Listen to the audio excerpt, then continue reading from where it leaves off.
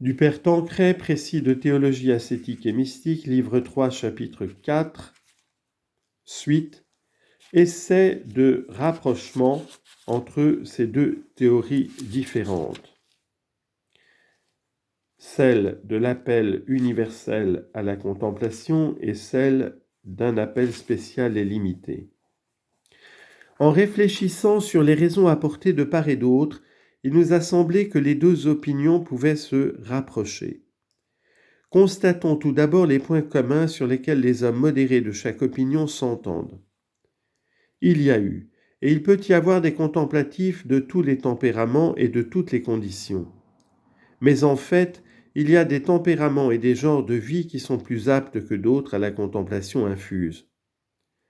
La raison en est que la contemplation est un don gratuit que Dieu accorde à qui il veut et quand il veut, et que par ailleurs Dieu a coutume d'adapter ses grâces au tempérament et aux devoirs professionnels de chacun. La contemplation n'est pas la sainteté, mais un des moyens les plus efficaces pour y arriver. La sainteté consiste en effet dans la charité, l'union intime et habituelle à Dieu. Or, la contemplation est bien en soi la voie de raccourci pour arriver à cette union, mais ce n'est pas la seule, et il y a des âmes non contemplatives qui peuvent être plus avancées dans la vertu, dans la vraie charité, que d'autres qui ont reçu plus rapidement la contemplation infuse, selon le père Garrigou-Lagrange.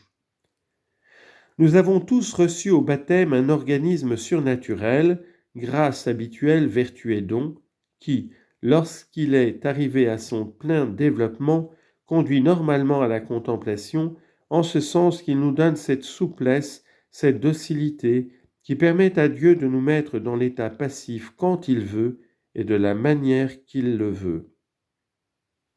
Mais en fait, il y a des âmes qui, sans qu'il y ait de leur faute, n'arrivent pas sur terre à la contemplation. On lit en note. Cela peut provenir, dit le père Garrigou-Lagrange, non seulement d'un milieu défavorable, d'un manque de direction, mais aussi du tempérament physique. Et à ce sujet, il est bon de rappeler avec Jacques Maritain que selon plusieurs thomistes comme Banèse, Jean de Saint-Thomas, les Carmes de Salamanque, même les qualités de tempérament sont en un sens, chez le prédestiné, un effet de la prédestination.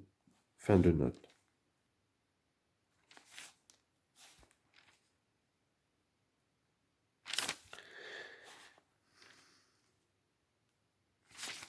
Malgré l'accord sur ces points importants, il reste cependant des divergences qui viennent, nous le pensons, de tendances plus ou moins favorables à l'état mystique et du caractère plus ou moins ordinaire ou extraordinaire qu'on attribue à cet état.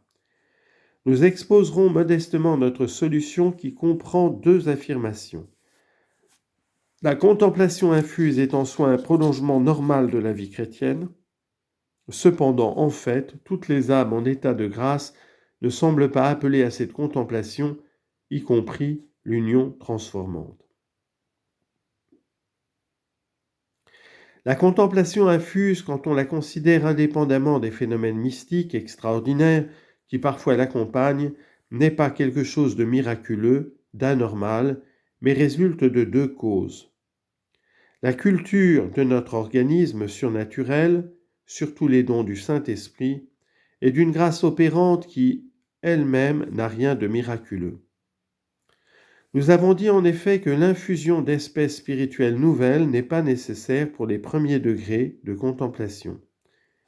On peut même ajouter avec le congrès carmélitain de Madrid que la contemplation est en soi l'état d'union entre Dieu et l'âme, le plus parfait qu'on puisse atteindre en cette vie. L'idéal le plus élevé est comme la dernière étape de la vie chrétienne en ce monde, dans les âmes appelées à l'union mystique avec Dieu, le chemin ordinaire de la sainteté et de la vertu habituellement héroïque. On lit en note, le Congrès a évité de se prononcer sur la question de l'appel universel à la contemplation, sans doute parce qu'il regardait ce point comme douteux. Fin de note.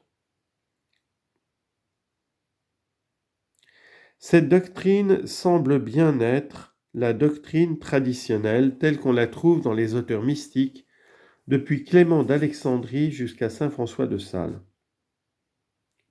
Cependant, il ne résulte pas nécessairement de ces prémices que toutes les âmes en état de grâce soient vraiment appelées, même d'une façon éloignée, à l'union transformante.